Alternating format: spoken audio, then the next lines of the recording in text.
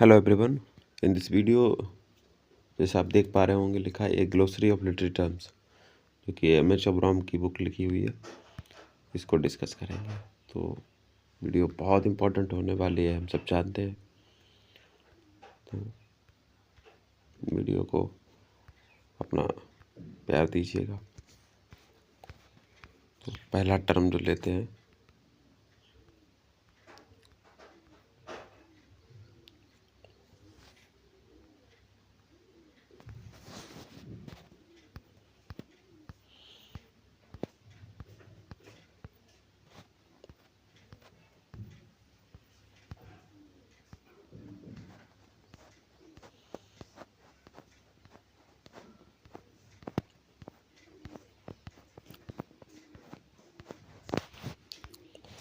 तो ये आपका हमारे लिटरेरी टर्म्स का जो पहला टर्म है वो एब्जर्ड है, ठीक है। और एब्जर्ड का मतलब होता है कि बुराइयाँ, मतलब जो अच्छा ना बताया गया।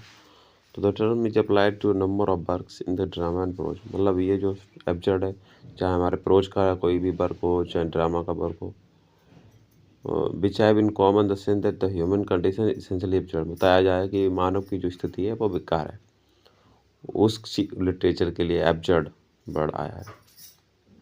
And that the condition can be adequately represented only in works of literature that are themselves absurd. मतलब लिटरेचर के वर्क्स में खुद में ही ऐसा दिखाया जाता है कि जो मानव जीवन है वो बेकार है, बेतुका है, नॉनसेंस है, यूजलेस है, ऐसा कुछ। Both the mood and the dramaturgy of objectivity were anticipated at the early age 1896 in the Alfred Jarry's French play उबूरोई, इसमें दिखाया गया था। The literature has its root also in the movements of expressionism and surrealism। तो expressionism और सरेलिज्म की बात करें तो इनको किसने इन्वेंट किया है वो देख लेते हैं।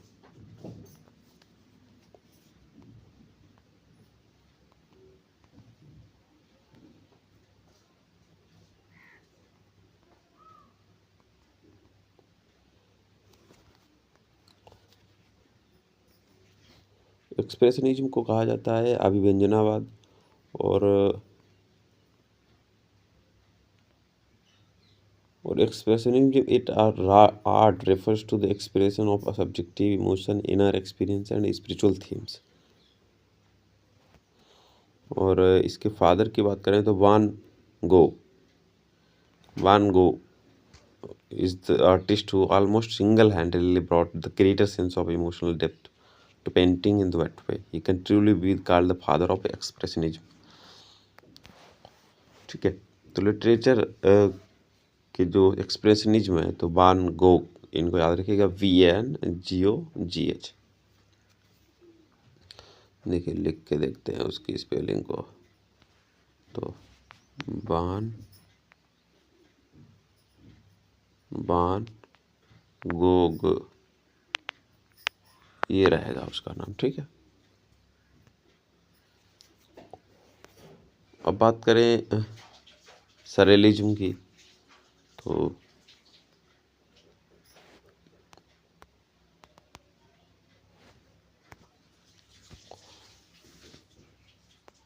इसको कहा जाता है अति यथार्थवाद, ठीक है।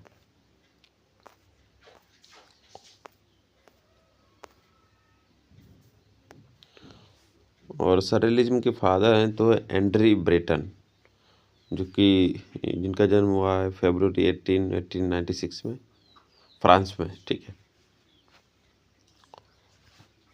As well as in the fiction written in 1920s, चाहे फ्रेंच काफका हो, the trial metamorphosis, the current movement however emerged in France after the horrors of the world war second. तो ये जो ऑब्जर्व वाला जो कॉन्सेप्ट है या जो लिटरेरी टर्म है, ये यूज में आया है हमारे लिटरेचर में जो वर्ल्ड वॉर सेकेंड है उसके आसपास, as a rebellion against essential beliefs and values of traditional culture and tradition literature. This earlier tradition had included the assumption that human beings are fairly rational creatures who live in at least a partially intelligible universe. They are the part of the ordered social structure, and that They may be capable of heroism and dignity even in defeat. After 90, after the 1940s, however, there was a widespread tendency, especially prominent in the existential philosophy of many letters such as Jean-Paul Sartre and Albert Camus, to view a human being as an isolated existent who is the cast into the alien universe. To conceive the universe as possessing no inherent truth, value, or meaning, and to represent human life in its fruitless search for purpose, and as it moves from the nothingness, whence it came toward the nothingness where it must end. तो ये nothingness की बात करता है, मतलब कुछ है ही नहीं, मतलब हम लोग कुछ है ही नहीं, मायने नहीं रखता हम लोगों का होना, हम लोगों का जीवन, या होना या ना होना, मतलब सब बराबर।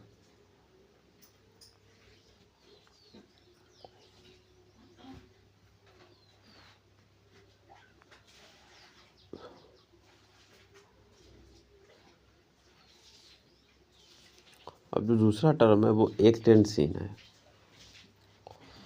तो an act is a major division in action of play. तो जो हमारा प्ले रहता है उसका कोई एक्शन जो है उसका एक विभाजन, एक खास विभाजन, उसको कहा जाता है act. In England this division was introduced by Elizabethan dramatist who imitated ancient Roman plays by structuring the action into 5 acts। तो जो क्रेडिट जाता है एक्ट का हमारे इंग्लिश लिटरेचर में आने का वो एलिजाबेथन ड्रामेटिस्ट को। उनमें कौन से हो गए सबसे पहले, तो देख लीजिए विलियम शेक्सपियर हो गए, उनके भी जितने प्लेज हैं उनमें समय रहते हैं 5 एक्ट और सीन भी 5 रहती है। इस तरीके से 5 एक्ट्स में पूरा एक प्ले रहता है। तो उन्होंने इमिटिएट किया है, उन्होंने सीखा है रोमन प्लेस से इस तरीके की प्लेज को इस तरीके से स्ट्रक्चर करना। Late in the 19th century number of writers followed the example of Chekhov, Ibsen by constructing plays in 4 acts. कुछ ने जैसे चेखव हो गए, इन्होंने 4 एक्ट्स का प्ले रखना शुरू किया।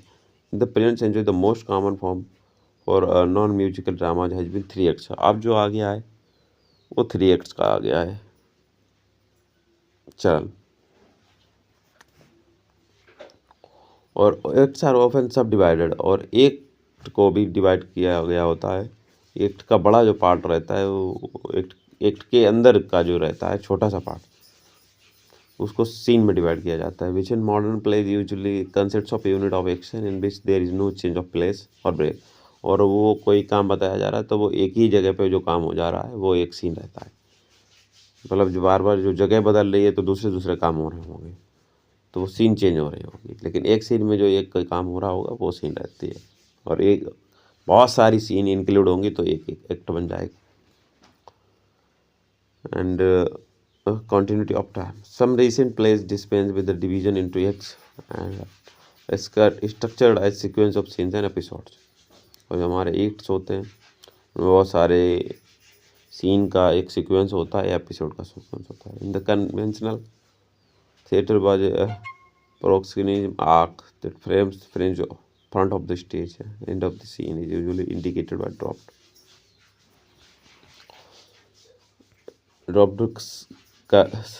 curtain or dimmings of the lights, and end of the act and dropped curtain and an intermission।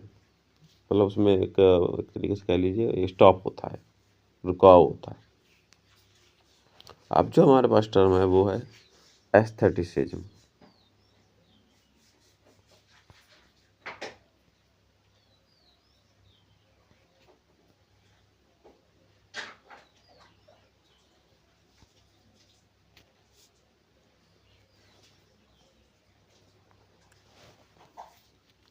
तो ये was European phenomena during the later 19th century, मतलब 19th सेंचुरी के बाद में आया है। That had its chief headquarters in France, जिसे France के कह लो उत्पत्ति। तो इसको कहा जाता है इसका एक बहुत खास बात रहता है आर्ट फॉर आर्ट सेक। इसका एक बहुत इम्पोर्टेंट कॉन्सेप्ट है, इसे सौंदर्यवाद कह सकते हैं।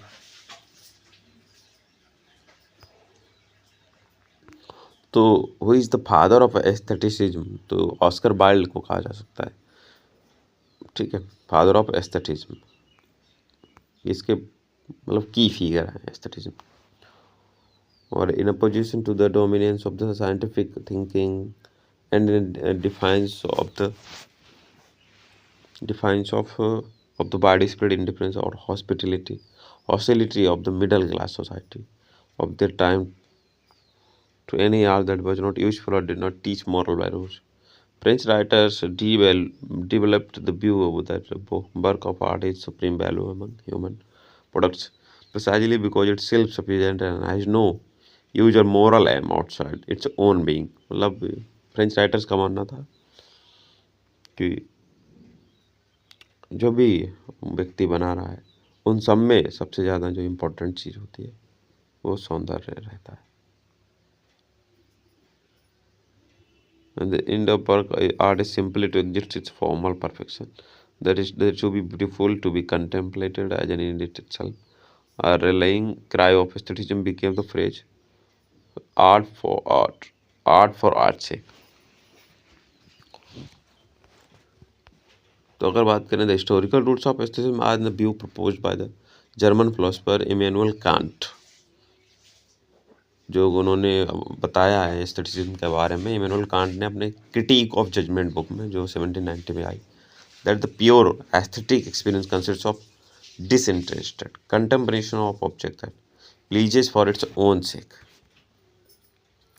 without reference to reality or to the external ends of utility or moral as a self-conscious movement. However, French aestheticism is often said to date from the Théophile Gautier's defense of his assertion that art is useless.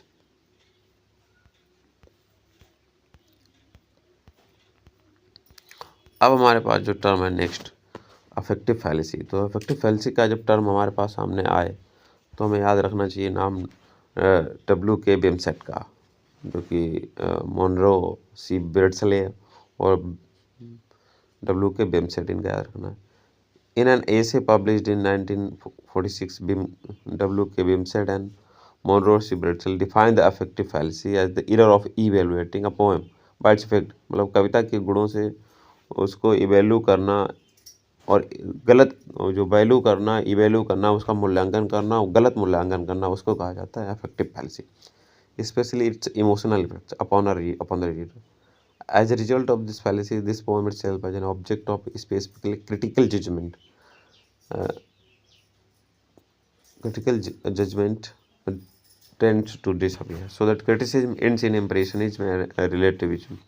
The two critics wrote in direct reaction to the view of I.A. Richards in his influential Principles of Literary Criticism, 1923, that the value of a poem can be measured by the psychological responses it incites in its readers.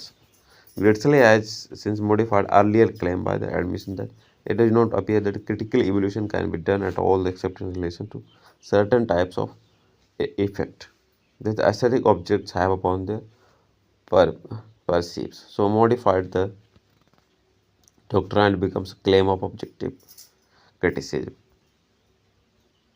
अब आपका next जो है alienation effect, इसकी बात करें तो epic theatre 1920 के करीब आया है, जर्मन ड्रामेटिस्ट बर्टोल्ड ब्रेच जिन्होंने इसकी बात करी है।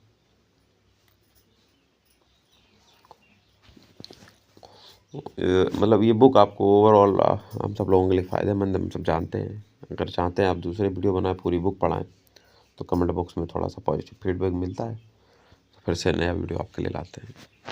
यहाँ तक आपका जो आपने देखा इसका आभार।